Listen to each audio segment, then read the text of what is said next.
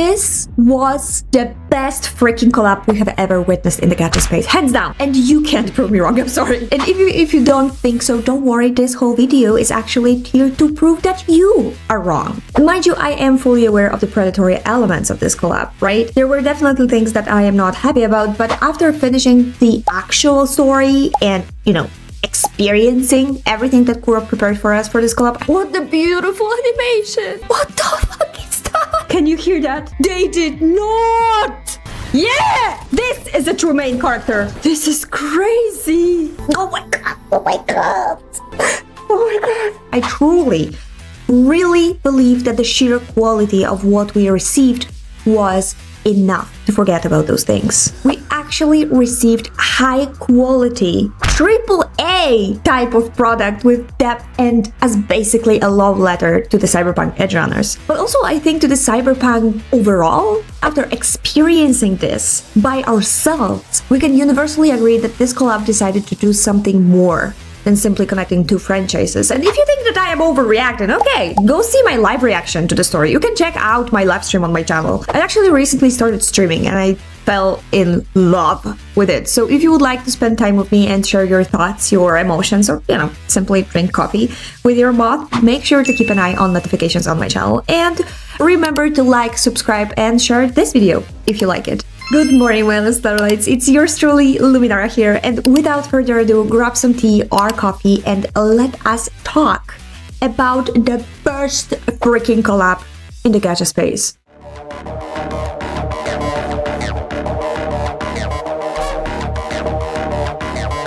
I think that the good collabs, and we're talking about the good collabs, are way harder to make than people realize. I mean, yeah, you already have the basic hype of the franchise that the game studio chooses, and usually it is chosen based on the preferences of the player base. So if people love the franchise, they will be interested just because they recognize the characters. So in this case, the easy route would be to throw Lucy, Rebecca, some references, and, call it a day. But this is also how collabs become very hollow very quickly. I mean, they look cool if the characters are done well and if their kits are meta, but at the end of the day, they do not really add anything to the table. So, Lumi, why do you actually think that Wuthering Waves avoided that? Well, it is good that you ask, you little starlight, because I think they found a reason for this collab to exist in the first place. And it was a good reason. They didn't just drop cyberpunk characters into Solaris, put a little Easter eggs into the dialogue and say, here you go, this is the collab. They actually used the rules of their own world, the themes, the ideas, found this perfect link between their world and Cyberpunk's world. They made the transition feel natural. I believe the biggest example of this is deciding to use what they already had established as Sam Noir, the dream world. Instead of forcing the Cyberpunk into the WoW's world in some, random shenanigans way, they used dreams, memories, and Lucy's own issues with sleeping and made this a bridge between those two worlds. We see Misty, fans' beloved girl from Cyberpunk game, giving her a helping hand with her insomnia that she developed after the events of the anime. It wasn't only smart decision, but it was also a well-executed smart decision. And we are not even talking about this beautifully visual scene that we get. You see, Lucy is already a character haunted by her past. She is someone who lost people she loved. She's someone who lost her identity in the process, and someone who is deep in trauma, grief, and memories that she tries to hold to as well. So using sleep and dreams as the way to enter this story was also her way of escaping this reality. Because at the end of the day, we are not actually sure what is true and what is dream. I don't know if you also had this feeling, but I started to think if Solaris is actually a dream world overall. But anyway, so instead of, here's Lucy, here are her problems, deal with it, it was more of like, because of this and that, Lucy was able to seamlessly find herself in Solaris' world. This collab had an actual concept from the start. It had this deeper reason to exist, and it respected both Wuthering Waves world and the Cyberpunk world and their players' intelligence. Additionally, the devs went even further by spending time, dedication, and the talent of amazingly hardworking team to give us fragments of the Cyberpunk's world. Night City.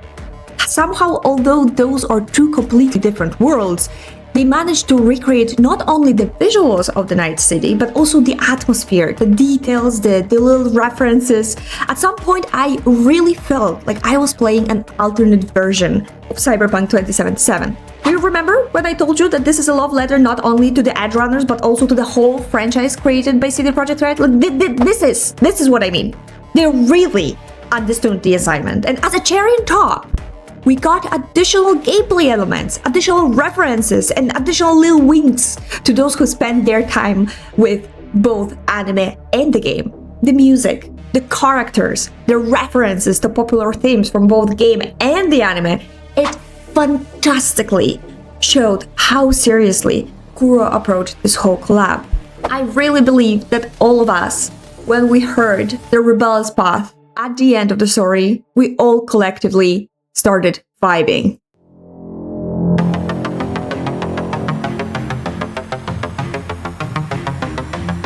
As we established the basis of the collab, we know that it could not exist without iconic characters, right? Of course, we got the main character, not only of the anime, but also of this collab story, which this time was Lucy, and she was clearly the emotional center of this whole thing. I know that some of you mentioned on my livestream that this felt like an official 11th episode of the anime, but not in a way that tries to rewrite the ending that we already know and relive. The writers actually decided to go a little bit deeper and tell a story about what happens after the tragedy, after the epic story, which is a very interesting approach. But what I actually appreciate is that although Lucy is the emotional center, the writers still gave enough space to other characters, and in this case, specifically Rebecca. You know, after anime, Rebecca became a fan favorite. She received an incredible amount of love and very dedicated fan base. And, taking into consideration that the anime was mostly focused on David and Lucy, and Rebecca was more of a side character, I sometimes wonder if even the writers expected her to become this popular. I'm not going to say that she was badly written in the Edgerunners, don't get me wrong, but as we can see from people's reactions, she definitely deserved a little bit more time and development. And this is exactly what the collab decides to push on. I am so glad for that. The writers gave themselves a chance to expand Rebecca's character a little bit more, and I love what they did with her. They kept the already established and well-known parts of her personality, but they decided to show more of her emotional side, more of how she connects with people, and more of how she influences those around her. If I'm being honest, this collab actually made me appreciate Rebecca even more, because it reminded me that under this big-ass personality, jokes, and hot-headed attitude, there is a person with an incredibly big heart, and I think this is exactly what David saw in her. The anime heavily focuses on David and Lucy's relationship, making it the heart of the story. And because of that, Lucy and Rebecca's bond was not exactly explored that much. Rebecca worked a little bit as a contrast to Lucy, not only personality-wise, but also in terms of their relationship with David and design. So this collab decided to expand on Lucy and Rebecca's friendship as a contrast to what we saw in the anime. We know that they were part of the same crew, and by the end we can feel that there is some deeper relationship there, but the anime simply did not have enough time to really expand on that. Well, from various reasons. And the collab, giving us a different angle, allows Lucy and Rebecca's relationship to exist outside of David being the glue between them. It showed that Rebecca's bond with Lucy is meaningful on its own, without both of them orbiting around David. Rebecca is someone who sticks with Lucy until the end. She is the one who comforts her, and she is the one who pushes her to finish her own story. She helps her this time reach her dream, her peace, and her reason to live.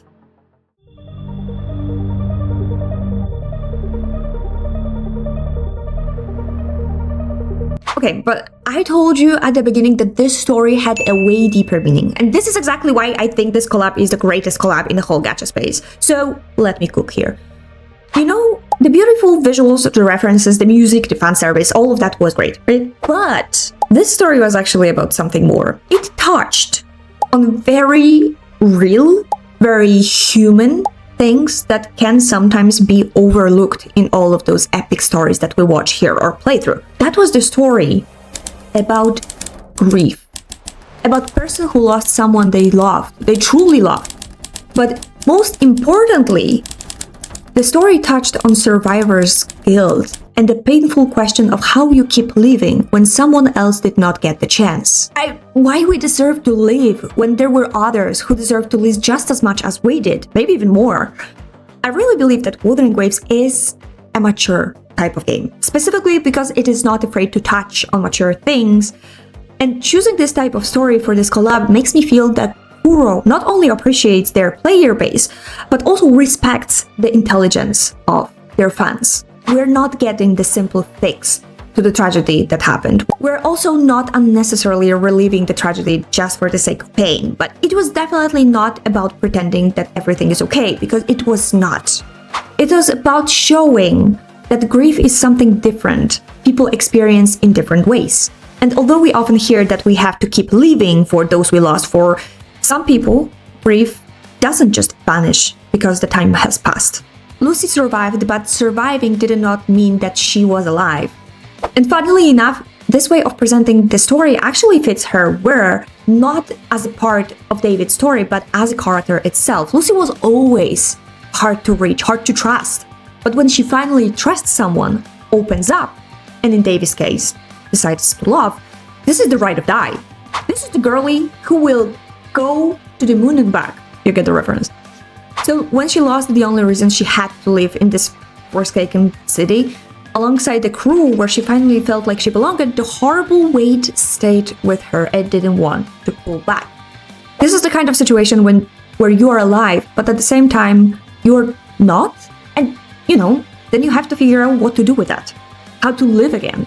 With David's death, a part of Lucy permanently died with him. And this is the part that you can't bring back, no matter what. You remember when I told you that Starlights were saying that this feels like 11th episode of Cyberpunk Edgerunners? This is because it shows the aftermath of everything that happened, without clinging to it too much. This is about Lucy facing the fact that the people she cared about are gone, and she has to find a reason to keep going. For herself, and for them. Also, Lucy feels a lot of regret. She lives with the regret of not being able to share her life with the person she loved. She regrets not making her bond with Rebecca as meaningful as it could have been when she still had the chance. Every day, we make choices.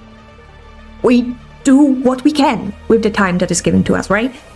But no matter what choices we make, there is always a chance that we will deeply regret them at the end.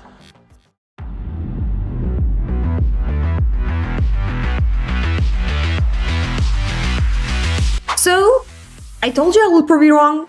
This is the best collab in the gacha space. Core managed to give us closure to one of the most painful and beloved stories without butchering the original. They expanded on Lucy's trauma, David's death, and Rebecca's character. They created a collab that actually had something deeper to say and to share to people. For me, this is exactly how a good collab should be done. There is also a thing of people who did not play Wuthering Waves and they don't want to play Wuthering Waves but are the fans of the Cyberpunk collab, and I want to ask you, what do you think about those people? Because this is basically a closure to the anime and they want to experience that. But at the end of the day, collabs should be more than just bringing well-known characters into the game and trying to translate them visually. It should understand why people love these characters in the first place, and this collab did that. Anyway, let me know down in the comments if you agree with me, and if not, then I still think you're wrong. I mean, you can try to prove me wrong, but Also, I sincerely invite you once again to my live stream, as I have a blast spending time with you. No, really, this is not content creator shitting, but I really have a blast listening to you, having fun, and crying together. We will definitely be playing when the new region drops, so expect that. I'm enjoying it so much that gave me actually a huge kick to start working on my VTuber model, so I can finally move a little bit more than just my mouth. And also, if you enjoy my content and if you want to support your little moth, I have a coffee. I will put it down in the description. Every support means the world to me and helps me grow. because I don't know if I will be able to rig the model myself. So I am saving money in case I will need to look for a rigger. And as of now, like, share, and subscribe to the channel if you want more videos like this. And as always, stay cozy, stay shiny, and I love you so freaking much, Starlights. Bye.